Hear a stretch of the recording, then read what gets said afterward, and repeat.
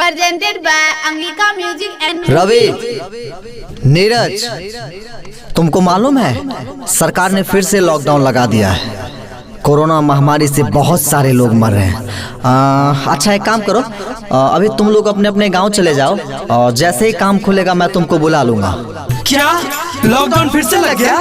अरे सर, एक साल बाद तो हम लोग गांव से आए थे। ऐसा मत कीजिए सर, हम लोग के ऊपर बहुत सारा कर्ज है। फैक्ट्री बंद मत कीजिए सर। सर आपको याद है पिछले साल हम लोग गाँव 1 महीना पैदल चलने के बाद पहुंचे थे। रवि भैया बोले ना कुछ सर को फैक्ट्री बंद ना करे। हम आपके पाँव पड़ते सर, पाँव पड़ते सर। फैक्ट्री मत बंद कीजिए सर, प्लीज। हम लोग खाएंगे क्या? मजदूर है, हम लोग क्या खाएंगे सर? फैक्ट्री मत कीजिए, पाँव पड़ते सर। रोग करोना बजर खसौना बैठले पलथी मार। अरे रोग करोना बजर खसौना बैठले पलथी मार। चीन देश से आइले सरदुआ, चीन देश से आइले सरदुआ, सगरो फैलल जाए सुन बम भोला हो, सुन बम भोला हो। रोग करोना फैलल पूरे भारत में, सुन बम भोला हो। रोग करोना फैलल भारत देश में।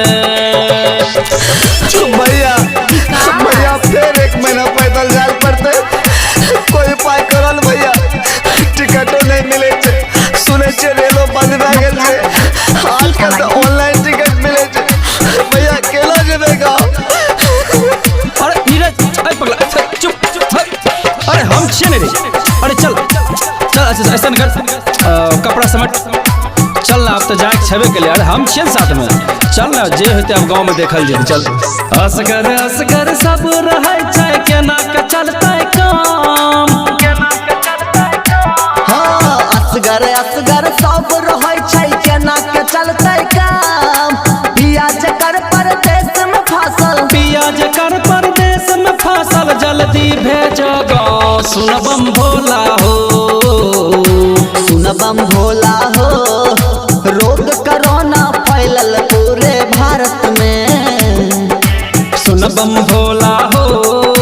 रोग करोना फैलल भारत देश में।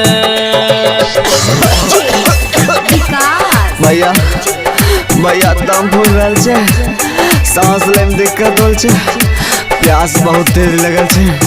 कहीं कोरोना तो नहीं लग गए भैया? अरे पागल, ऐसा बात मत कर। अरे चल, पानी आगे छै, पानी पीबे ठीक हो जाए। चल, हिम्मत नहीं हार भाई। अरे गाँव जेबे, कुछ क्या जी खाए लेबे। आप दिल्ली पंजाब में जो भाई, चल हिम्मत नहीं हार भाई। चल उठ, चल। बंद भेलै सब काम धंधा, बंद भेलै पूरा देश। हाँ बंद भेलै सब काम या धंधा, बंद भेलै पूरा देश। नीरज पाली कहै छ बाबा, रवि आनंद कहै छ बाबा, हरो हमर कलेश सुन बम भोला हो, सुन बम भोला हो।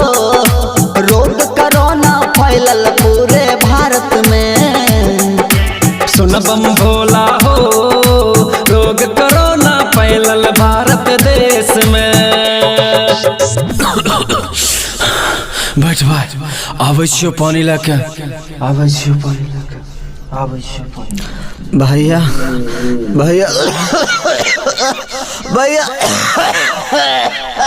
producer by Haya Singh Nirpur।